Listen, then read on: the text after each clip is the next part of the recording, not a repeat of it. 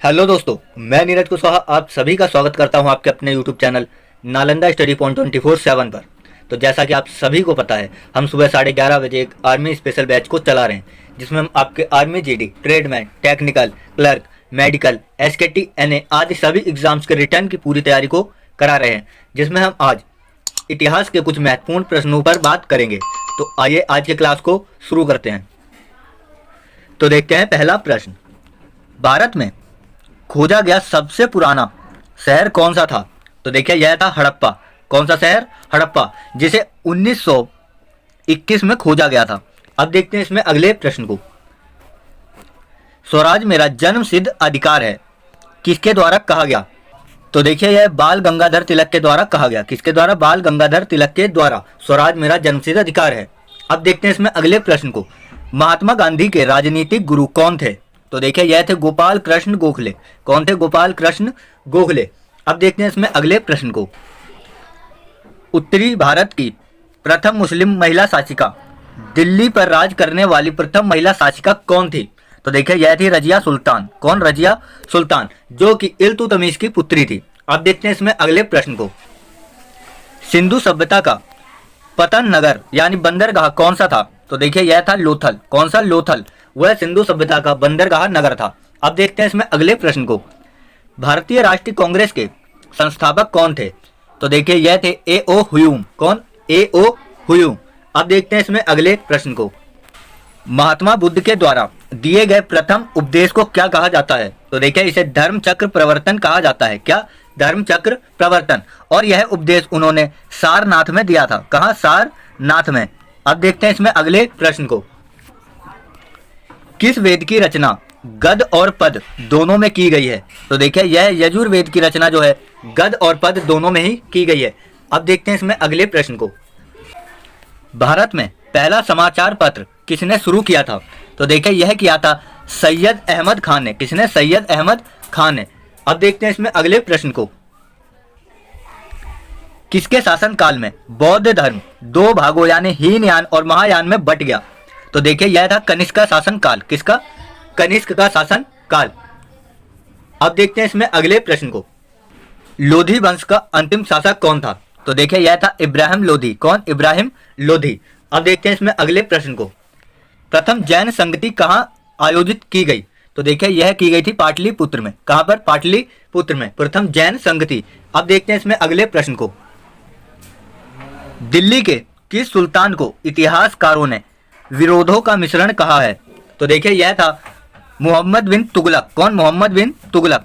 अब देखते हैं इसमें अगले प्रश्न को। ऋग्वैदिक समाज की सबसे छोटी इकाई क्या थी? तो देखिए यह थी कुल या परिवार। ठीक है, क्या? कुल या परिवार ऋग्वैदिक समाज की सबसे छोटी इकाई थी। अब देखते हैं इसमें अगले प्रश्न को। किस शासक के पास एक शक्तिशाली नौसेना थी? तो देखिए यह था चोल वंश के पास। किसके पास? चोल वंश के पास। अब देखते हैं इसमें अगले प्रश्न को।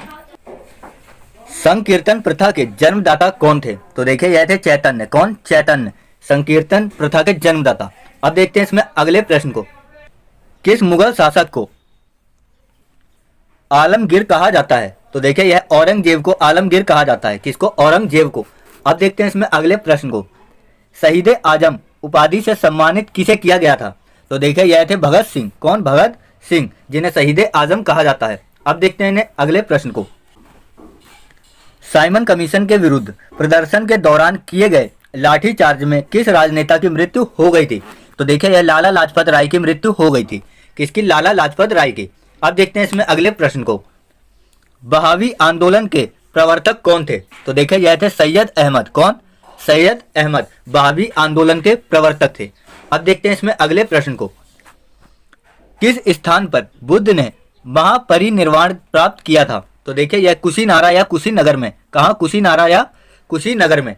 गौतम बुद्ध की मृत्यु को हम महापरिनिर्वाण का नाम देते हैं। अब देखते हैं इसमें अगले प्रश्न को।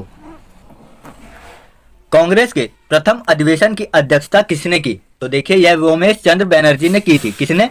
व्योमेश चंद्र बैनर्जी ने कांग्रेस के प्रथम अधिवेशन की अध्यक्षता। अब देखते हैं इसमें अगले प्रश्न को। भगवान नटराज का प्रसिद्ध मंदिर जिसमें भरतनाट्यम शिल्प कला है वह कहाँ स्थित है? तो देखिए वह है चिदम्बरम में। कहाँ पर? चिदम्बरम में। अब देखते हैं इसमें अगले प्रश्न को। महात्मा बुद्ध ने उपदेश देने हेतु किस भाषा का प्रयोग किया था? तो देखिए यह पाली भाषा का प्रयोग किया था। किसका? पाली भाषा का। अब देखते हैं इसमें अगले प्रश्न को। कुतुब मीनार के कार्य को किस शासक ने पूरा कराया था? तो देखिए यह इल्तुतमिश ने पूरा कराया था। किसने? इल्तुतमिश ने। और आरंभ कराया था कुतुबुद्दीन ऐबक ने। अब देखते हैं इसमें अगले प्रश्न को। लीलावती पुस्तक किससे संबंधित है? तो देखिए यह गणित से संबंधित एक पुस्तक है। किससे? गणित से संबंधित। अब देखते हैं इसमें अगले प्रश्न को। पहाड़ी काटकर एलोरा के विश्वविख्यात कैलाश मंदिर का निर्माण किसने कराया था? तो देखिए यह राष्ट्रकूटों ने कराया था। किसने? राष्ट्रकूटों ने। अब देखते हैं इसमें अगले प्रश्न को। चीनी यात्री हैनसोंग किसके शासन काल में भारत आया था? तो देखिए यह हर्षवर्धन के शासन काल में भारत आया था। किसके? हर्षवर्धन के। हैनसोंग को यात्रियों का राजकुमार भी कहा जाता है। अब देखते हैं इसमें अगले प्रश्न को। बनारस हिंदू विश्वविद्यालय BHU के संस्थापक कौन थे? तो देखिए यह थे मदन मोहन मालवीय। कौन? मदन मोहन मालवीय बनारस हिंदू विश्वविद्यालय के संस्थापक थे। अब देखते हैं इसमें अगले प्रश्न को।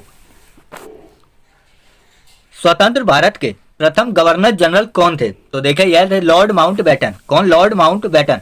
अब देखते हैं इसमें अगले प्रश्न को। किस मुस्लिम शासक के सिक्कों पर देवी लक्ष्मी की आकृति बनी हुई है? तो देखिए यह मोहम्मद गौरी के सिक्कों पर लक्ष्मी की आकृति बनी है। अब देखते हैं इसमें अगले प्रश्न को। कालाशोक की राजधानी कहाँ थी? तो देखिए यह थी पाटलिपुत्र में। कहाँ पर? पाटलिपुत्र में कालाशोक की राजधानी थी। अब देखते हैं इसमें अगले प्रश्न को। गायत्री मंत्र की रचना किसने की थी? तो देखिए यह विश्वामित्र ने की थी। किसने? महर्षि विश्वामित्र ने। अब देखते हैं इसमें अगले प्रश्न को। लंदन में इंडिया हाउस की स्थापना किसने की? तो देखिए यह श्याम जी कृष्ण वर्मा ने की थी। किसने? श्याम जी कृष्ण वर्मा ने। अब देखते हैं इसमें अगले प्रश्न को। किस गुप्तकालीन शासक को कविराज की उपाधि दी गई है? तो देखिए यह समुद्रगुप्त को कविराज की उपाधि दी गई है। किसे? समुद्रगुप्त को। अब देखते हैं इसमें अगले प्रश्न को। अकबर के इतिहासकारों में किसने अकबर को इस्लाम का शत्रु कहा है? तो देखिए यह कहा था बदायूनी ने। किसने? बदायूनी ने। अब देखते हैं इसमें अगले प्रश्न को। भक्ति को दार्शनिक आधार प्रदान करने वाले प्रथम आचार्य कौन थे? तो देखिए यह थे शंकराचार्य। कौन? शंकराचार्य। अब देखते हैं इसमें अगले प्रश्न को। किस नगर को सिराजे हिंद कहा जाता है? तो देखिए जौनपुर को सिराजे हिंद कहा जाता है। किसे? जौनपुर को। अब देखते हैं इसमें अगले प्रश्न को। चालुक्य वंश का सर्वाधिक प्रसिद्ध शासक कौन था? तो देखिए यह था पुलकेशिन द्वितीय। कौन? पुलकेशिन द्वितीय। अब देखते हैं इसमें अगले प्रश्न को। मोहम्मद गौरी ने 1192 ईस्वी में हुए तराइन के दूसरे युद्ध में किस शासक को पराजित किया था? तो देखिए यह पृथ्वीराज चौहान को इसने पराजित किया था। किसको? पृथ्वीराज चौहान को। अब देखते हैं इसमें अगले प्रश्न को। भारतीयों के महान रेशम मार्ग किसने आरंभ किया? तो देखिए यह कनिष्क के द्वारा आरंभ किया गया था। किसके द्वारा? कनिष्क के द्वारा। अब देखते हैं इसमें अगले प्रश्न को। गुलरुखी के नाम से कौन जाना जाता है? तो देखिए सिकंदर लोधी। सिकंदर लोधी गुलरुखी से नाम से जाना जाता है। अब देखते हैं इसमें अगले प्रश्न को। वह कौन सा युद्ध था जिसने भारत में ब्रिटिश प्रभुसत्ता का प्रारंभ कर दिया? तो देखिए वह था प्लासी का युद्ध। कौन सा? प्लासी का युद्ध। अब देखते हैं इसमें अगले प्रश्न को। शिवाजी ने अपने राज्य की आय का मुख्य साधन किसे बनाया था? तो देखिए यह चौथ को बनाया था। किसे? चौथ को। अब देखते हैं इसमें अगले प्रश्न को। जैन धर्म के 24वें तीर्थक कौन थे? तो देखिए यह थे महावीर। कौन? महावीर। अब देखते हैं इसमें अगले प्रश्न को। सत्यमेव जयते उक्ति कहां से ली गई है? तो देखिए यह मुंडको उपनिषद से ली गई है। कहां से? मुंडको उपनिषद से। अब देखते हैं इसमें अगले प्रश्न को। बक्सर का युद्ध 1764 के समय दिल्ली का शासक कौन था? तो देखिए यह था शाह आलम। कौन? शाह आलम प्रथम। कौन था? शाह आलम प्रथम। अब देखते हैं इसमें अगले प्रश्न को। भारत में सर्वप्रथम स्वर्ण मुद्राएं किसके द्वारा चलाई गईं? तो देखिए यह चलाई गई थी इंडो बैक्टीरियन के द्वारा। किसके द्वारा? इंडो बैक्टीरियन के द्वारा। अब देखते हैं इसमें अगले प्रश्न को। अशोक के धम्म की परिभाषा कहां से ली गई है? तो देखिए यह ली गई है राहुलोवाद सूत्र से। किससे? राहुलोवाद सूत्र से। अब देखते हैं इसमें अगले प्रश्न को। जहांगीर के दरबार में पक्षियों का सबसे बड़ा चित्रकार कौन था? तो देखिए यह था मंसूर। कौन था? मंसूर। जहांगीर के दरबार में पक्षियों का सबसे बड़ा चित्रकार। अब देखते हैं इसमें अगले प्रश्न को। तो देखिए दोस्तों, आज के हमारे 50 महत्वपूर्ण इतिहास के प्रश्न यही समाप्त होते हैं। तो अगर आपको हमारा वीडियो अच्छा लगा है तो इसे लाइक जरूर करें, साथ ही साथ इसे अपने सभी सोशल मीडिया ग्रुप्स और सभी दोस्तों के बीच जरूर शेयर करें, ताकि इस वीडियो का लाभ अधिक से अधिक छात्र उठा सकें।